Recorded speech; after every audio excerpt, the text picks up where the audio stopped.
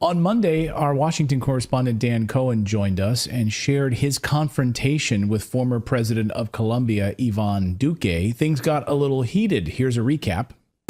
Señor presidente, Sí. un honor. ¿Cómo te va? Muy bien. ¿Cómo te ha ido? Muy bien, gracias, gracias. If I speak English, is that all right? Yeah, It's an honor to meet you. The honor is mine. How are you doing? I'm doing well. Can we take a selfie? Sure, man. Okay. 1, 2. Can we say Ñaña Hernandez? No, Ñaña Hernandez. Well, then shortly thereafter, Colombia's media and political establishment rushed to defend Duque. It was really interesting to see the love and outpouring to support Duque. Dan Cohen joins us to guide us now through why the media and the political establishment in Colombia came to defend this individual. Let us know, Dan, what's going on here? Yeah, Clayton, the entire media establishment were tripping over each other in this mad rush to show their solidarity with Iván F. You Respect Me Duque, and published a series of hit pieces on me. But key thing before we start, none of them could disprove a single accusation I made against Duque because they are all 100% certifiably true.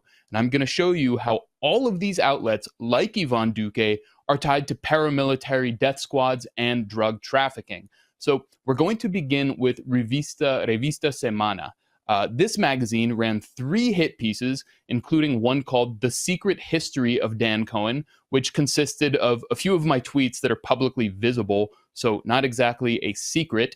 They also ran a TikTok-style social media influencer video called The Cohen Deception. It said that I'm not a journalist and that I'm a fanatic of Nicolas Maduro, the president of Venezuela, and Vladimir Putin of Russia. But of course, they never addressed the substance of what I said. Here's what we have to understand about Semana Revista. Semana's director is named Vicky Davila. She's sort of like the Barbara Walters of Colombia, except she married into one of the biggest drug cartels in the country called the Génico clan. And the Génico clan controls the Caribbean coast, and specifically the Cesar department, which is extremely important for drug trafficking into the Caribbean, to the United States, and to Europe. So here is Vicky Davila's tweet calling me a madman, an extremist, and a cowardly attacker. Now, in May, a figure named Salvatore Mancuso, who was the head of the single worst paramilitary death squad in Colombia's history, called the Autodefensas Unidas, commonly known as the AUC. This guy's a mass murderer. He testified in court that the Génico clan, to which Vicky Davila is married into, paid his paramilitary to kill. Now, I want people to understand that these weren't just assassinations of individuals. We're talking about the extermination of entire villages in which death squads would torture and murder all of the residents and then dress some of them in guerrilla fighter uniforms and place weapons on them in order to justify the killings, which the media would then play along with. So Vicky Davila worked at that time for an outlet called RCN, which played along with this scandal called False Positives in a huge way. So RCN now reports that I insulted and attacked Iván Duque, but again, like Semana, couldn't challenge or disprove the substance of what I said. Here is the director of RCN, José Manuel Acevedo, saying, "Abuse can never replace arguments. What happened to former President Duque today cannot be celebrated. It's very low." Okay, so RCN is owned by a family called Ardila Lule. The Ardila Lule family owns not only RCN, but many massive businesses, including the largest beverage company in Colombia called Postobon. Salvatore Mancuso, the death squad leader, who is now in prison in the United States, he was extradited. He was basically sold out by his former friends. He testified in May that Postobon funded, Postobon being the beverage company that is owned, whose owners also own RCN, he testified that Postobon funded his death squad.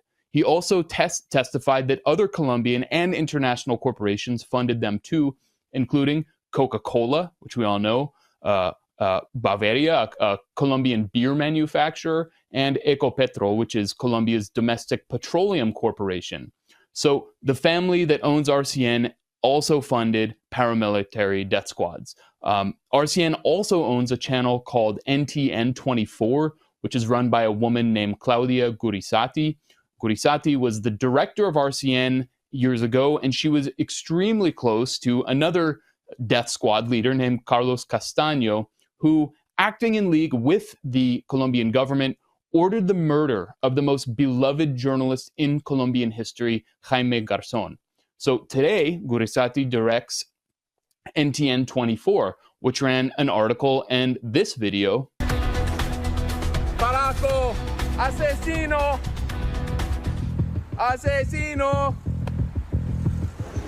La imagen del momento nos llega desde Washington, D.C. Lo que acaban de ver es el momento, parte del momento en el que el activista Dan Cohen confronta e insulta al expresidente de Colombia, Iván Duque, mientras transitaba por las calles de la capital de Estados Unidos junto a sus hijas menores. Then we have Caracol Radio. Caracol means snail, which and this outlet ran this piece highlighting the figures criticizing me, but like all of the others, once again, couldn't refute anything I said. Caracol Radio is owned by a Spanish conglomerate called Grupo Prisa, which owns a massive amount of media outlets in Latin America and Spain, including El País and Cadena Ser, Spain's top radio station. And Caracol Radio owns W Radio Colombia. The director of that channel, W Radio Colombia, Julio Sanchez Cristo, accused me of a cowardly attack against Duque. But Julio Sanchez Cristo was, according to the reporting of Colombian journalist Gonzalo Guillen, was mentioned in U.S. judicial files and records as a recipient of money from the Ochoa Vasquez family, which controls the Medellin drug cartel. So W Radio also published a piece saying my confrontation was rejected in Colombia, completely rejected. The comments prove otherwise, but what's especially hilarious about this one is somebody posted a poll underneath asking if people support me, the journalist, or Duque, and the result was more than 10,000 votes with more than 81% in my favor. So not exact. So they got it wrong. I mean, there are just too many of these to go over in a single segment. The mayor of Bogota, who's extremely liberal, denounced me. The former president of Colombia, Ivan Duque's boss, Alvaro Uribe, he tweeted about it. But I mean, the main thing to understand here, Clayton, is that the professional media class is the propaganda wing of the Colombian narco state. It's just one huge animal. And what I've shown here today is just the tip of the iceberg. It's unbelievable. But you have the people of Colombia answering these polls and showing their support for what you uncovered and what you talked about.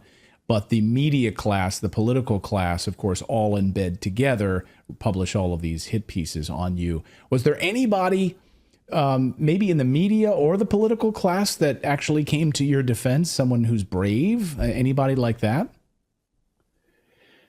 In the political media class, I mean, I'll put it this way. I've received literally thousands of messages from average Colombians. The vast majority of them are messages of love and support.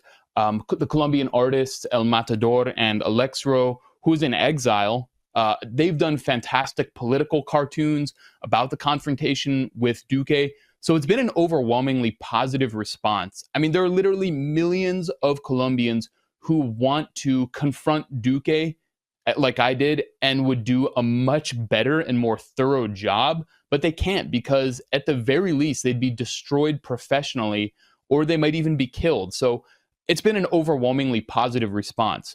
Can I just ask a question? I'm just curious, do the Colombian people, because I don't know, I'm just asking, but are the Colombian people aware at how corrupt their media is? Or, like, are the Colombian people aware where they get their money? So when they read these hit pieces, do they laugh at them? Do they know where this money comes from, or are they totally in the dark about it? Yeah, I mean, in general, people know.